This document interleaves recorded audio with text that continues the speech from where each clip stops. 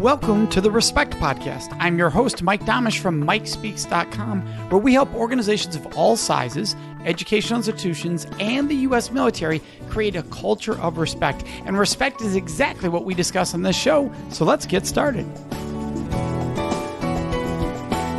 And this week, our guest is Melanie Deziel. We're going to let you know about Melanie right now. She's the founder of StoryFuel and a brand storytelling consultant and speaker who travels the world teaching marketers and publishers how to tell better brand stories. Melanie, thank you very much for joining us. Thanks for having me. So for people listening, what is a brand storyteller and how does one become one? Yeah, it's a really good question. And I think it's especially important because we all sort of make up our own words and our job titles get, nice and fancy as we go. But to me, my background is as a journalist. So really what I think that I'm doing is taking the things that I learned as a journalist, how to find sources, how to determine what stories are really worth telling, what does your audience want to hear about, and teaching marketers how to put those same principles into practice for their brand. So how do I make sure that I'm telling my customers the information they want to hear? How do I make sure that when I'm creating content and sharing information with my audience, with my customers and potential customers, that it's credible, that it's trustworthy, that it's actually interesting, and that, they actually care about the things we're saying. It's not just us putting out press releases. So it's really kind of translating between those two worlds of journalism and marketing to hopefully find a happy medium where we end up with better brand stories. How do you avoid the trap of selling what people will buy over congruency of authenticity, of somebody really respecting what they really are versus what they're trying to sell? That's a good question. I think there's always these ethical concerns. And, whether you're doing regular marketing or content marketing or maybe even just moving through your life as a person, I think there are always these battles between what's going to get me the results that I want and what's going to help me sleep at night. And I think there is oftentimes kind of a happy medium. One of the things that I think is most important whenever you have one of these challenges or these debates, these questions, is to really take a step back and ask yourself what the ultimate goal is, both short-term and long-term. Because I find that most often when we're making those decisions where we're putting authenticity to the wayside, or we're forgetting to be transparent, or we're kind of giving in to our base needs of what feels good in the moment, it's because we're thinking about a short-term gain and we've lost sight of that long-term goal, whether that's to build a brand, build a company, attract new customers. Oftentimes those things we're doing in the short term that are deceptive or just kind of icky in general are generally because that you've really lost sight of what your overall mission is, your why, your long-term goal. How does someone get a vibe or watch out for being icky? I think it's a really tough call, right? Like what counts as icky? I think we all have our own standards. For me, I know that one of the things I look out for is, am I going to be proud of this? Is this something that I'll be proud to admit? Oftentimes we do a lot of work that's sort of neutral pride, right? Where it's just like, I'm not particularly proud of answering emails. It's just a thing I have to do. But there are certain moments where if I can ask myself that question, am I going to be proud when I have to share that I did this today, or proud when I share that this is how I handled this situation? Would I be proud to tell my mom, my grandmother, my children that this is how I handled this? And if the answer is no, it's a pretty good indication that something's not sitting right with you. So that's my gut test. And you believe that we're all storytellers in some way. We're all brand storytellers. Can you explain what that means for somebody listening going, wait, no, I'm not. I don't sell anything. I'm living my life. Or somebody who says, I live by my faith, whatever. I'm not a brand storyteller. How do you respond to that? I think this is one of those things that, sometimes does make me feel a little icky, right? Every person, I think, has become a brand in some way, whether that's good or bad. We are all now, as individuals, kind of in the business of representing ourselves. And that could be something as obvious as the way you use photos and words on social media, sort of the image you're putting together of yourself in a digital capacity. But it could also be something as small as the way you dress when you show up to work. What's the message that you're sending about yourself, about how much you care? Or when you show up for worship, the way you carry yourself in that environment. Any of those environments, you're making conscious choices about the words that you use, the way you carry yourself, and the way you treat others. And all of that gives an impression of who you are, of what's important to you, and of what your values are. So in many ways, a marketer or, a brand, a company is doing the same thing. Their decisions, their choices, their intentions signal to people what it is that's important to them.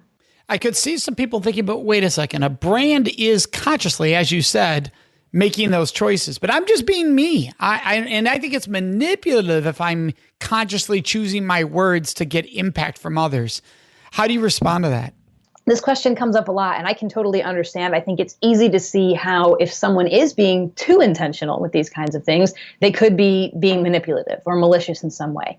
But I like to give the example that if you think about the way you are when you hang out with, whether it's your children, your friends' children, your nieces and nephews, the kind of language you use there, the way you carry yourself, versus the way you show up to a job interview, right? Those are going to be very different. The language you use when you talk to your kids, your grandkids, and the way that you might carry yourself in a job interview, very different. Now, that being said, they're both you. It's both true to you. It's just you recognizing that in some contexts, this is the best way for me to show up, to connect best with others, to show them that I enjoy their company and I respect their time. And that's different when you're on the ground playing games, drawing with chalk with your grandkids versus when you might be, showing up to a job interview and meeting someone for the first time. So I think we all have those moments in our lives, whether it's who you are at the gym and who you are at the pub with your friends, who you are when you're catching up with old friends from high school, and maybe, different language and things come flying back in the memories you have. It's all part of who we are. So long as it's true to you, it's okay for you to recognize that your behavior, your language, and the way you dress should change sometimes depending on the context. And that's something you can be aware of. It's something you can do to show more respect for the others that you're engaging with. I think if your kids, your grandkids, your nieces and nephews, if you showed up in a suit with a briefcase and shook all their hands, they probably wouldn't want to play with you anymore. Right. Unless you're Alex from, what was the old TV show in the 80s? He would show up every day that way. I'm just spacing out right now. Family Ties, I think it was. But there were Alex Keaton. There we go. The person listening now, many people get that. And they realize that, look, I am a brand no matter what I do. If I'm a doctor, I'm a brand. If I'm a teacher, I'm a brand. There's an image that those I lead, that those I serve have of me. Speakers, trainers, people who do what I do. You're up in front of a room and they see an image, and that therefore it's a brand. So how do people figure out what content to create or what to create that content about that is in alignment with their brand? How do they figure that out with also not being too consumed that they have to write about everything, respond to everything? Yeah, of course. Yeah, if you are in a position where you have some sort of audience or you have, some sort of professional task to create content to consciously help with this impression, this brand that you have, the easiest question to ask yourself is, how do I want to be thought of? How do I want to be known? Right? So if we ask ourselves that and you say, well, for me, as someone who tries to teach, my primary mission is education. So I want to be thought of as informative. I want to be thought of as helpful. And because it works for what I do, I'd like to be thought of as creative too. Those are things, right? Helpful, informative, and creative. So for me, I then ask myself, how do I create content that gives that impressions to others? How do I create content that informs? How do I create content that is helpful? How can I create content that shows my creativity and teaches creativity to others? So if you can find that root, how is it that I want to be known? What's the impression I want to give others? And then ask what content would help me do that, right? So for you, the word maybe that you want to be known as funny. So maybe you're a comedian or you talk about humor as a speaker or a coach. Then maybe you want to create content that's humorous, and that might be funny sketches that you put on YouTube or just clever puns like my friend Drew Tarvin does on Twitter because he talks about humor at work. So, you can see what format it is that allows you to deliver the thing you want to be known for. So I think that really is that core. What are the words that I want to be known as? And then how do I create content that delivers that? Or you could just be a source of content, right? Because, for instance, I have a nephew in my life. He's an adult. And if you want to find something funny to laugh about, just go to his Facebook feed because he's going to share things from all over different perspectives. And something's typically going to line up with you. Now, some could be offensive because he does a lot, but he just shares humorous and insightful stuff throughout the day. So I think a lot of people know that when you think of him, when I think of Kenny, that's the brand I think of. That's awesome. But he's a sourcing. He doesn't have to create in that case. It's true. Yeah, you can absolutely be a curator too. It doesn't have to be just your content.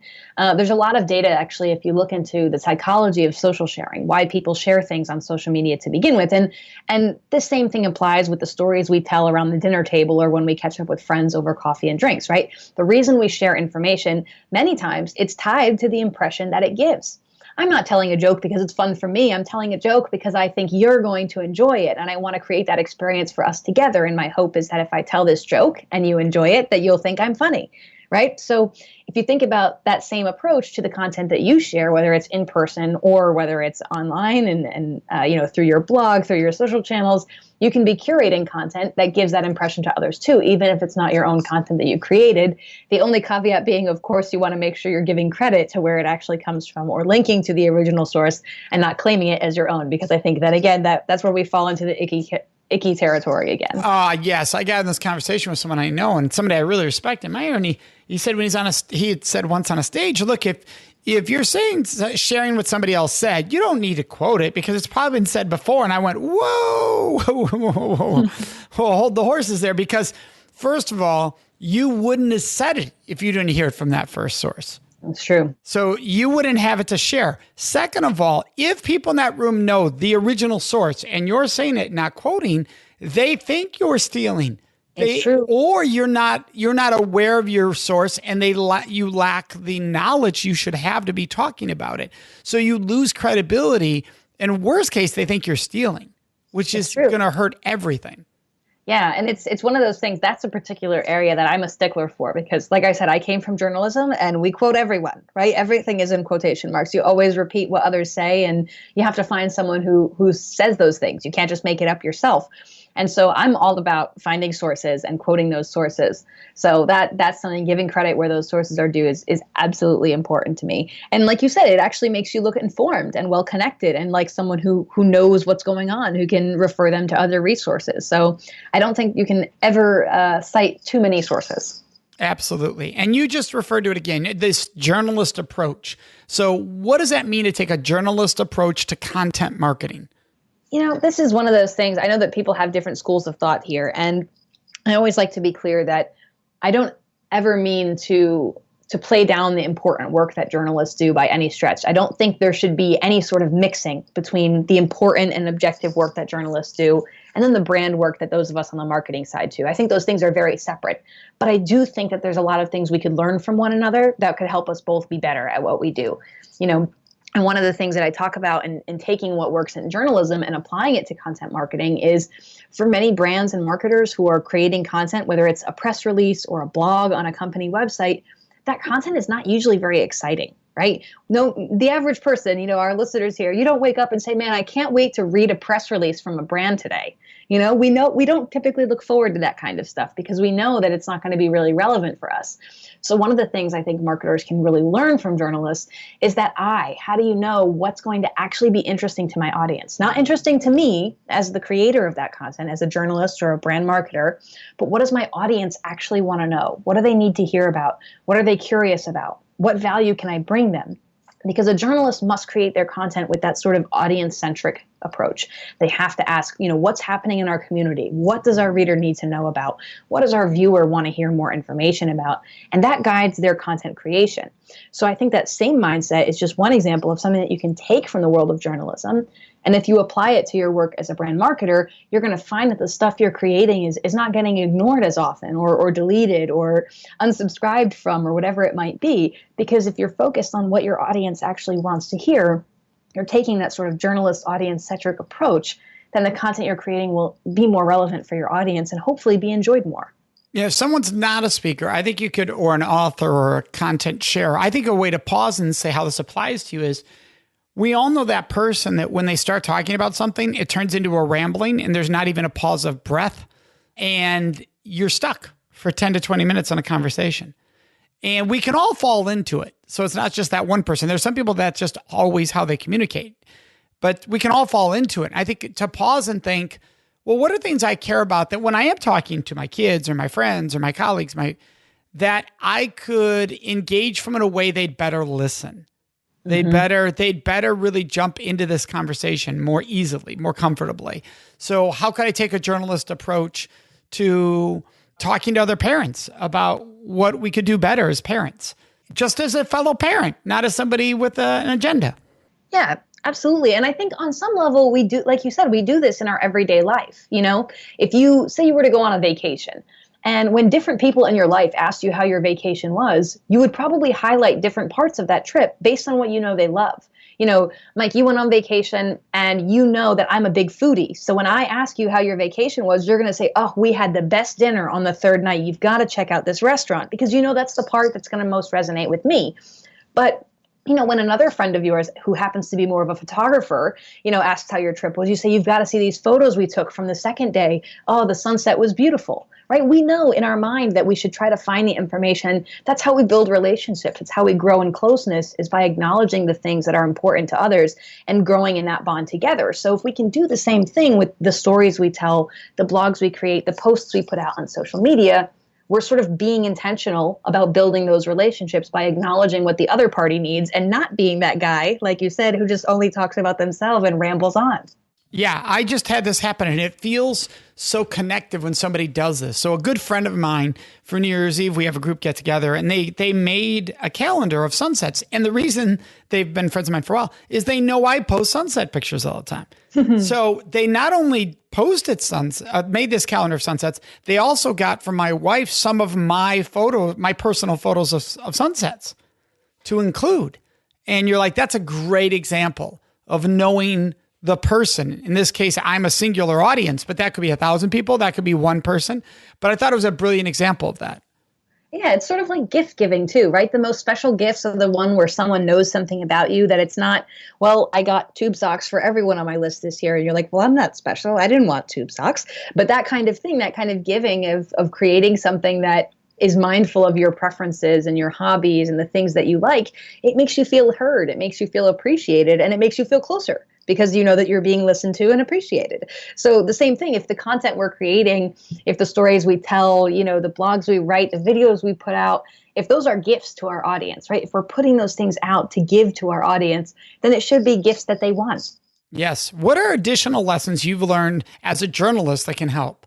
I think one of them is something we already touched on about sources. And it's funny you brought that up because, again, the sourcing is so important. And I say that that's one of the biggest challenges, I think, is most of us, we approach advertising with skepticism, as we should, right? We know that the goal of a commercial or a blog from a brand or a press release is to sell us on something. So as consumers, we're naturally skeptical. So one of the easiest ways for brands and marketers, and we can apply this in our own lives too, to increase the credibility and the trustworthiness of the stories we tell is to include outside sources. And that's something in the world of journalism, the best journalists know that the more sources you have, the more sound your story is. And that you want to make sure you're choosing reputable sources. You can't just quote any old person that no one knows. You want to try to find experts, whether those are doctors or researchers or professors, people who have experience, who can speak with authority on those topics. So I always encourage brand marketers to do the same thing. Instead of just telling me why your product is so great or why it's the best choice or how much it's going to help, show me, demonstrate it, and get other qualified experts to back up your case.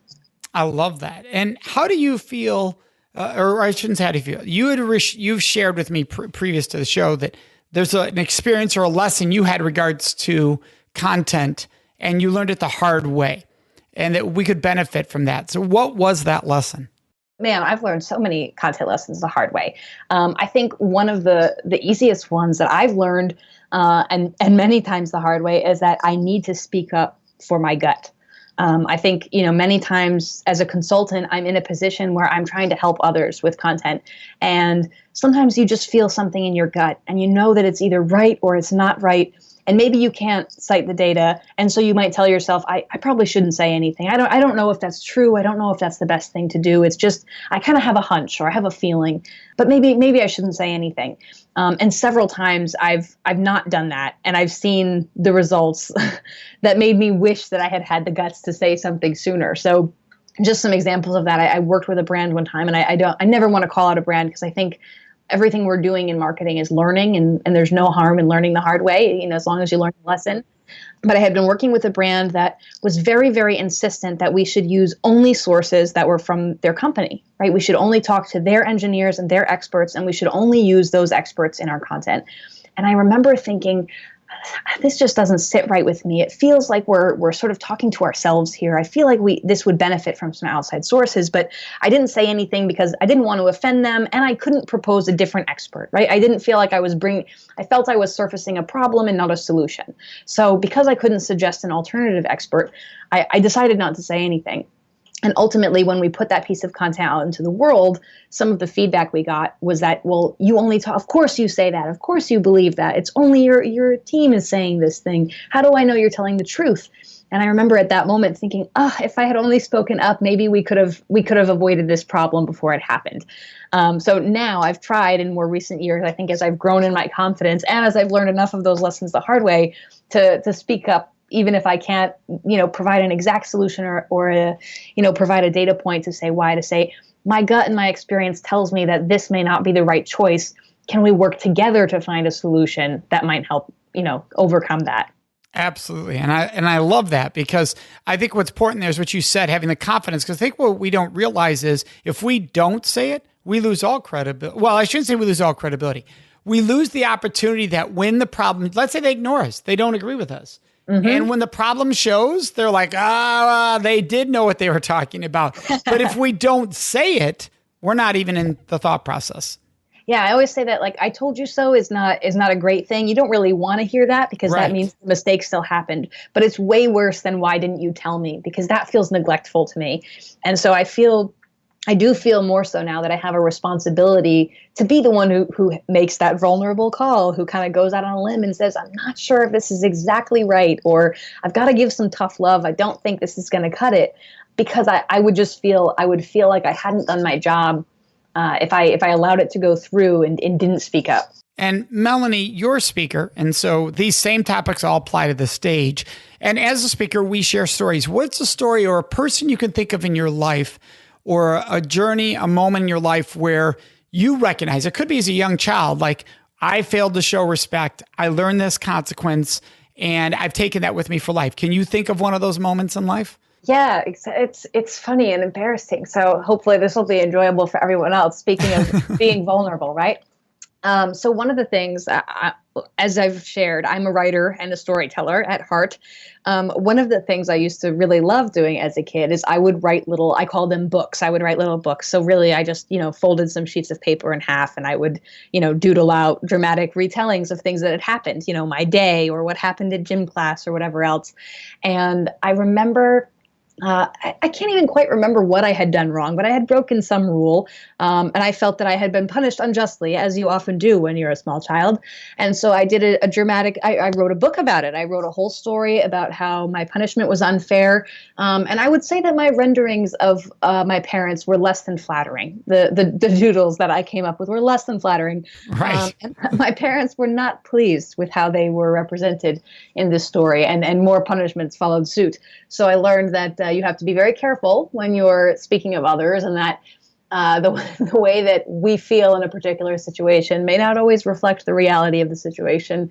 And sometimes it's helpful to take a step back from those feelings before you say something hurtful about someone else. Absolutely. That's a great lesson. Is there somebody in your life who was a champion for respect? Oh, goodness. There's a lot of people in my life. I think my husband, I would say, is a champion for making sure that I get respect, which I think is a really wonderful gift you can give to others. He is really good about making sure that I'm standing up for myself, and that he's equipping me and helping me stand up for myself when I might not feel I have the confidence or I have the voice to be able to do it. So I think that's, not only is he big about respect for others and respect in general, but also that he's giving that gift to me to say, hey, I think you can stand more firm here. I think you have more worth here. I think you can make sure that you're getting the respect you deserve in this situation, and helping me have the confidence to do that I think that's such a wonderful thing to be able to give to others. Absolutely. That is a gift. So thank you for sharing that. I appreciate that. And in your work, there's a couple books that you really like. Now, one of them is an author and a person we've had on the show.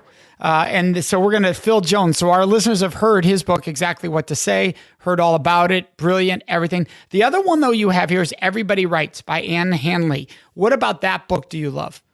What I love about that book is it feels to me like the spirit of that book. First of all, I don't know if your listeners have the pleasure of knowing or being familiar with Anne Handley, but please go and find her, follow her. She's a wonderful human, but she's also she's very empowering in the book that she writes. So as a writer, I say that writing is my first content language. It's very easy for me to express myself in writing, but I know that that's not true for others. And so what I love about this book is it helps you read this book and you really feel like, I am a writer. I can be a writer. This is not as foreign or scary or exclusive as I may have thought, and that I write every day, whether it's a text message or an email or a birthday card. And so it really makes it approachable. And I think that, again, I know I used this phrase before, but that is such a wonderful gift to give to someone, the belief that they can do something. And so that's what I really love about that book. I always recommend it for anyone who gives me any hint of like, I'm not a creative type or I can't do that. I'm like, you need Everybody Writes by Ann Handley.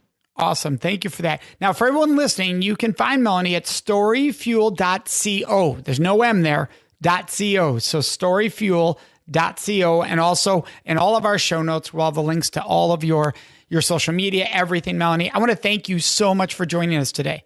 Yeah, thanks for having me and letting me share my story. Absolutely. And for our listeners, you know what's coming up next. That is the question of the week. Before I answer this week's question of the week, I'd love to ask you a question.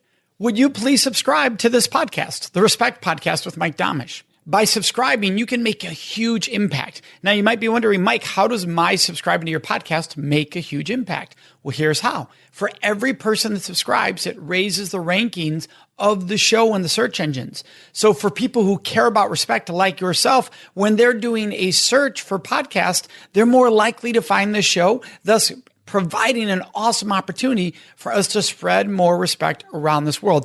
And all you do is hit subscribe under your podcast. Plus, the second benefit is by subscribing, you automatically get every episode right into your phone or whatever device you are listening to the podcast on. It happens automatically. So subscribing also makes your life easier. Now, let's get into this week's question of the week. Oh, and by the way, you can always ask your questions of the week by joining us on Facebook in our discussion group. It's called the Respect Podcast Discussion Group. Go there on Facebook and ask whatever questions you would like me to answer and or address in this segment of the show. And then listen to each episode to find out when your question is included. And this week's question is, hey, Mike, what's with the name change? And no, I did not personally change my name. What we did change is the name of our organization, the name of our corporation. For 16 years, we were the Date Safe Project. And now today, we are the Center for Respect. And I am so excited about being able to share with you why we made this shift. And it was very intentional. It started back in November when the name came to me. We knew that respect is what all of our work has always been founded in, a foundation of respect. So the Center for Respect, when we knew we were going to change our name, was just common sense. It was just perfect alignment. It was like the stars aligned. There was like a woohoo moment, and we were so excited about that. Now, why the name change? That was very simply put to help more organizations, associations understand fully what we do. What we found was happening was the old name, the prior name of the Date Safe Project, was limiting people's ability to see how we could best serve and help them. They could mistakenly think, oh, they talk only about dating. And since they thought it was only about dating, which is not all we talk about, they get a perception that is false, that we can't be of service or help to them. Now that we're the Center for Respect, whether you're a middle school, a high school, a university, a college, a military installation around the world, or a large corporation or a small organization or association, you can stop and go, hey, we want to be aligned with a foundation of respect. Therefore, working with the Center of Respect to help us accomplish that, achieve that, well, that makes sense. And that's what I'm so excited about this name change. It truly fulfills and fits everything we do when we're able to help and serve others. I hope you'll check us out at centerforrespect.com. Do you know what I would love? I would love to hear your answer to this week's question of the week. So would you please answer what your answer would have been if you were asked that question today on the show? All you do is go to our Facebook page. We have a special group where we have these discussions called the Respect Podcast Discussion Group. So the Respect Podcast Discussion Group, and share with us what would your answer have been to this week's question of the week. And if take a moment, post us a new question for future episodes. What question would you like to hear me answer on an upcoming episode? That's all done on Facebook in our special group, which is the Respect Podcast Discussion Group. Can't wait to see you there. Thank you for joining us in this episode of The Respect Podcast, exploring work, love, and life. And this episode, like every episode, is brought to you by our organization, the Center for Respect, which you can find at centerforrespect.com. And of course, you can find me, your host, Mike Domitrz, at Mike speaks.com. Thank you so much for joining us.